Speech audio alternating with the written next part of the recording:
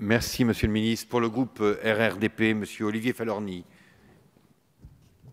Merci, Monsieur le Président. Monsieur le Ministre, je ne vous apprendrai rien en vous rappelant que je me suis rendu à plusieurs reprises dans la maison centrale de ma circonscription à Saint-Martin-de-Ré et j'ai pu y mesurer le travail difficile qu'exercent tous les jours les agents pénitentiaires pour notre sécurité, qu'ils arrivent à préserver, parfois au péril de la leur.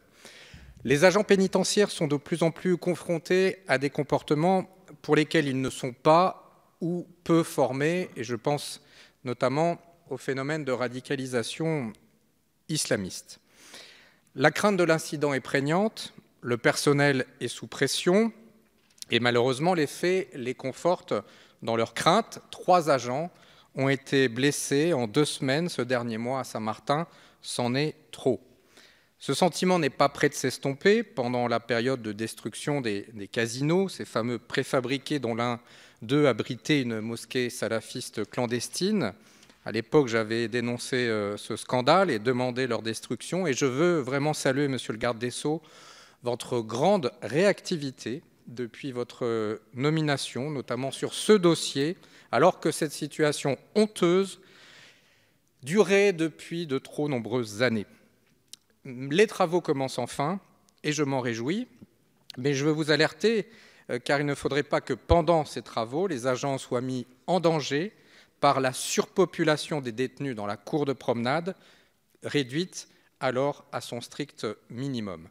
Je m'interroge donc sérieusement sur les moyens dont dispose la maison centrale de Saint-Martin-de-Ré, comme la prison d'Éton, de Liancourt ou de Vivonne, qui ont fait l'objet de mutineries ces dernières semaines. C'est pourquoi je souhaite de votre part une réponse précise sur le renforcement en personnel et notamment sur l'installation d'une ELAC, l'équipe locale d'appui et de contrôle, dont les personnels seront à Saint-Martin, là pour renforcer les opérations de fouille, les contrôles des espaces extérieurs, les mouvements de détenus, mais aussi de participer à la résolution des incidents. Et je souhaite aussi une réponse précise sur les moyens techniques et notamment sur les portiques de détection dont l'installation se fait attendre depuis trop d'années.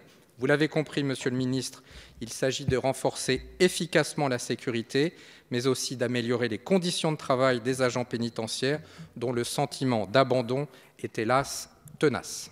Merci, Monsieur le Ministre. Monsieur le Président, Monsieur le député Olivier Falorni, la maison de Saint-Martin-de-Ré, évidemment, a nécessité une vigilance particulière. Je suis heureux que vous me confirmiez ce que nous avons déjà discuté, à savoir que ce fameux casino va être détruit.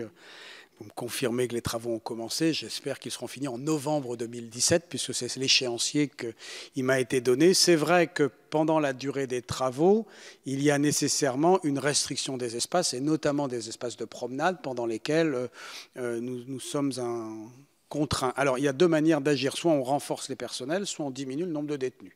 Eh bien, nous allons diminuer le nombre de détenus pendant les travaux dans le quartier caserne, c'est-à-dire l'un des 2 bâtiments, de façon à ce qu'il y ait moins de détenus, donc du coup une gestion des espaces qui soit plus facile. Sur les portiques, il y a 11 portiques aujourd'hui dans l'établissement, le dernier est arrivé en 2016, me dit-on. Et puis un dernier mot sur ce que vous avez évoqué, les ELAC, donc les équipes locales d'appui. Nous allons les supprimer parce que j'ai décidé de transformer ou d'homogénéiser ces structures dans des établissements, dans des équipes de sécurité pénitentiaire. Donc il y aura dans un certain nombre d'établissements des équipes de sécurité pénitentiaire, puisque nous réfléchissons à un deuxième sujet qui est dans l'actualité mesure régulièrement sa prégnance, qui est les extractions judiciaires. Nous avons des problèmes aujourd'hui dans ce nombre de régions, et donc pour arriver à répondre, puisque c'est une mission de l'administration pénitentiaire, nous réorganisions cette structure avec ces équipes de sécurité pénitentiaire. Il y aura à Saint-Martin-de-Ré une équipe de sécurité pénitentiaire, puisque ça fait partie des établissements sur lesquels nous avons identifié la nécessité. Voilà, Monsieur le député. Merci, Monsieur le Ministre. Monsieur Falorni, vous avez une deuxième question. Je veux d'abord saluer la précision, la qualité de la réponse du ministre et surtout les décisions dont il m'a fait part. Ça confirme le bien que je pensais et de sa nomination et de son action. La deuxième question que je souhaite vous poser concerne le programme 101, l'accès au droit et à la justice. Pour la première fois depuis sa création en 1986, pour faire face à la vague d'attentats liés à la situation au Proche-Orient, Le fonds de garantie des victimes des actes de terrorisme et autres infractions aurait pu finir cette année 2016 avec un déficit de plusieurs millions d'euros. En effet, la multiplication des attentats en France depuis le début de l'année 2015, eh bien, le FGTI s'est considérablement amenuisé. Car depuis les attentats de Charlie Hebdo, de l'hypercachère de Vincennes, le nombre de personnes indemnisées par ce fonds a doublé. Si ces dépenses, qui étaient de 2,8 millions d'euros en 2010, n'ont cessé de croître depuis, elles ont atteint 40 millions d'euros au 1er janvier 2016. Malheureusement, ce montant devrait encore augmenter en 2017 avec l'attentat du 14 juillet à Nice. Aussi, la secrétaire d'État chargée de l'aide aux victimes a annoncé il y a une quinzaine de jours une augmentation de 1,60 € de la contribution forfaitaire prélevée sur chaque contrat d'assurance destiné à alimenter ce fonds. Elle devrait rapporter 140 millions par an. Suite à l'attentat de Nice, 2 millions d'euros ont déjà été versés à titre de provision, c'est-à-dire d'avance sur indemnisation et pour couvrir les frais d'obsèques. Mais l'indemnisation complète est un processus long, vous le savez. Les fonds sont donc mobilisés sur plusieurs années. Alors, Monsieur le Ministre, ma question est celle-ci. Pourriez-vous nous indiquer comment le gouvernement entend garantir la solidité financière de ce fonds dans le temps? Merci. Merci, Monsieur le Ministre. Oui, Monsieur le député, vous avez évidemment raison de poser cette question qui a fait l'objet d'ailleurs déjà d'une réflexion intergouvernementale, interministérielle, sur la base d'une mission d'inspection qui regardait la pérennité de ce FGTI. Et j'ai le regret de vous dire que je ne peux pas vous répondre aussi précisément que je l'ai fait à la précédente question, puisque nous travaillons actuellement sur les conclusion de cette mission d'inspection.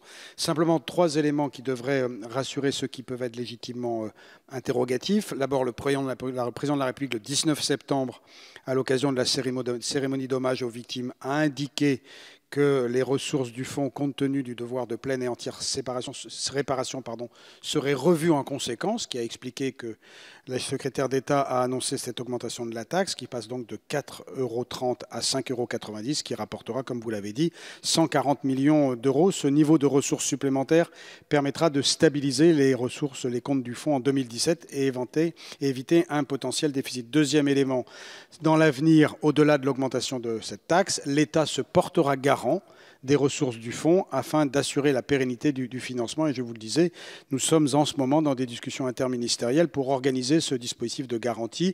Troisième élément, nous nous inspirons ou nous pourrons nous inspirer de divers mécanismes financiers qui existent déjà et qui sont assurés par le ministère des Finances. Et donc, en cas de confirmation de cette nécessaire solidarité nationale, éventuellement, cela a des pistes que nous pourrions concrétiser.